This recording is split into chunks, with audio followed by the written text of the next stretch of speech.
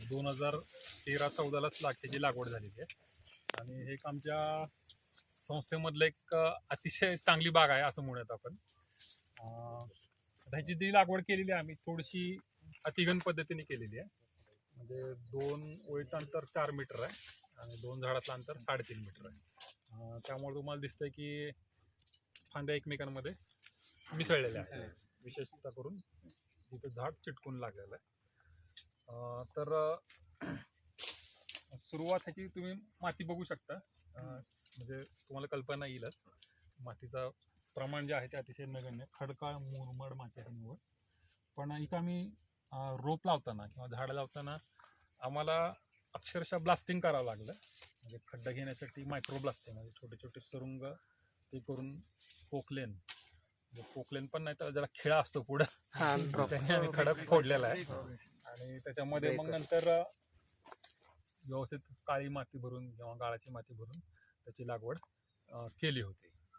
आणि वरतून जे माती तयार झालेली नंतर ट्रॅक्टर चालून परत वेगवेगळ्या प्रकारची सेंद्रिय खतं म्हणूयात.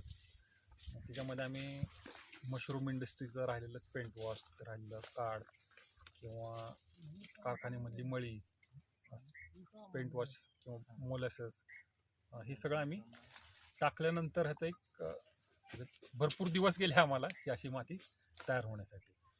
आणि आता ह्याच्याबद्दल बोलायचं म्हटलं आंब्याबद्दल तर केसर ही अशी जात आहे म्हणजे थोडीशी दुष्काळाला सहनशील आहे. त्यामुळं शेतकऱ्यांकडे ह्याचा ओढा जास्त आहे आणि जे खाणारे लोक आहेत, कंझ्युमर किंवा जो भोक्ता वर्ग आहे त्यांना पण ही आवडीची एक जात आहे केसर. कारण ह्याच्यामध्ये रेशांचं प्रमाण अतिशय कमी असतं, कलर जो असतो पल्पचा तो अट्रॅक्टिव्ह असतो आणि गोड असते. आणि साका म्हणजे जे स्पॉन्जी टिश्यूचे प्रमाण आपल्याला हापूसमध्ये पाहायला मिळतं ते केसरमध्ये तुलनेने कमी आहे. त्यामुळं ही लागवड ही जी जात आहे ती प्रसिद्ध होतात. त्याच्यामध्ये 2-4 व्हेरिएशन पाहायला मिळतात. आता गुजरातकडचा मूळ केसर बघितलं तुम्ही, गिर केसर, त्याचं फळ थोडंसं लहान असतं, 250 ते 300 ग्रॅमच्या आसपास फळ आपल्याला पाहायला मिळतं. पोय चपटी असते आणि त्याचा रंग जो असतो एकदम नारंगी असतो आणि त्याच्यावरूनच त्याला नाव पडलं केसर.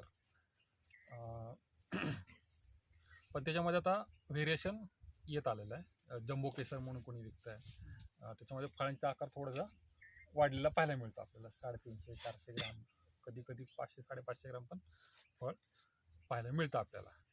तर ही जी जात आहे केसर, म्हणजे मी मागे सांगितल्याप्रमाणे आपल्याला कृषी विद्यापीठातूनच घ्यायची आहे. तुम्हाला परभणी कृषी विद्यापीठ जवळ पडत असेल तिथून घ्या किंवा राहुरीचं असेल तर तिथून घ्या. आणि ह्याची लागवड आम्ही 3 पद्धतीने करता येते. एक तर म्हणजे शिफारस केलेलं 10 बाय 10 मीटर जे ट्रॅडिशनली करतात किंवा पूर्वी केले जायचे, आता तशा बागा फार कमी आहेत. दुसरा लागवडीचं अंतर आहे 5 बाय 5 मीटर, 15 बाय 15 फूट किंवा 16 बाय 16 फुटापर्यंत त्याचं साधारण लागवड जाते. तर त्याला आम्ही घन लागवड म्हणतो. आणि दुसरी आहे पद्धत 2.5 बाय 2.5 किंवा 4 बाय 3, 4 बाय 2. काही शेतकरी अतिशय लागवडीला म्हणजे फार जवळ जातात, म्हणजे 1-1 मीटर अंतर ठेवतात 3 बाय 1. तर ते काय करतात, नंतर कालावधीने ते झाड आपल्याला काढावं लागतं, मग त्याच्यामध्ये नुकसान होतं. सुरुवातीचं म्हणजे 100 रुपयाला जरी एक रोप जरी तुम्ही पकडलं तर तुमची झाडाची संख्या अनाठाई वाढते आणि तुम्ही नंतर 3-4 वर्षांनी परत काढून टाकायचं. त्यामुळं आम्ही तर सांगत नाही की ते झाड तसं अतिघन पद्धतीने लावू नका. अतिघन पद्धतीमध्ये तुम्हाला छाटणी करावी लागते. ती आंबा काढल्यानंतर असेल आणि 2-3 वर्षांनी जेव्हा तुमच्या फांद्या फार मोठ्या होतात, कॅनोपी एकमेकांमध्ये मिसळायला लागते, तेव्हा परत ती छाटणी परत एकदा घ्यावी लागते. मोठी छाटणी म्हणतो आम्ही त्याला. मग दुसरी गोष्ट कल्टरचं प्रमाण आहे. आणि म्हणजे बागेचं व्यवस्थापन जे आहे ते थोडंसं मॅनेजमेंट आपल्याला वाढवावं लागतं. खताचं प्रमाण असेल, ड्रीप असेल किंवा छाटणीचं असेल, त्याचं एक नियोजन आपल्याला करावं लागतं. म्हणजे ज्या शेतकऱ्यांची कॅपॅसिटी आहे अशा शेतकऱ्यांनी अतिघन किंवा इस्रायली पद्धतीने ती लागवड करावी. पण 5 बाय 5 मीटर हे अंतर आहे ते अतिशय योग्य आहे. त्याचा फायदा असा आहे, आता तुम्ही बघू शकता आम्ही 5 बाय 5 लावलेलं आहे. ते योग्य अंतर आहे, कारण झाडाला सगळीकडून हवा खेळते, प्रकाश पोचला जातं. आता ह्या पद्धतीमध्ये काय होतं, जिथं आता 2 झाडातलं अंतर कमी आहे, तर तुम्ही बघू शकता की ह्या भागात आंबा किंवा मोहर लागतच नाही. हे अंतर कमी असल्याच्यानंच मोहर गळाला का?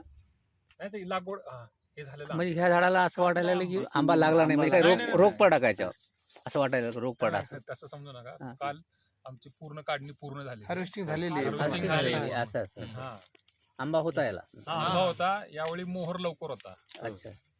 नोव्हेंबर 15च्या आसपासच 15 डिसेंबरच्या सुरुवातीला मोहर होता त्यामुळे डिसेंबर हा. आणि 2-3 हे आले म्हणजे तरी पण फळ कमी लागले असेल फळ कमी. नाही जवळपास हा, होते? हे असं गुच्छ 100-150 काय होतं या एका झाडाला मोहरचं? सापडले. मोहरचा गुच्छ एका कसा? झाडाला. ते पर्णकुट म्हणजे ते आहे तो मालफॉर्मेशन हा प्रॉब्लेम आहे. हा, खूप काहीतरी चांगली लागवड आहे. एक रोगाचा प्रादुर्भाव आहे याच्यावर, माल- काहीतरी रोगाचा कारण माल- आंबे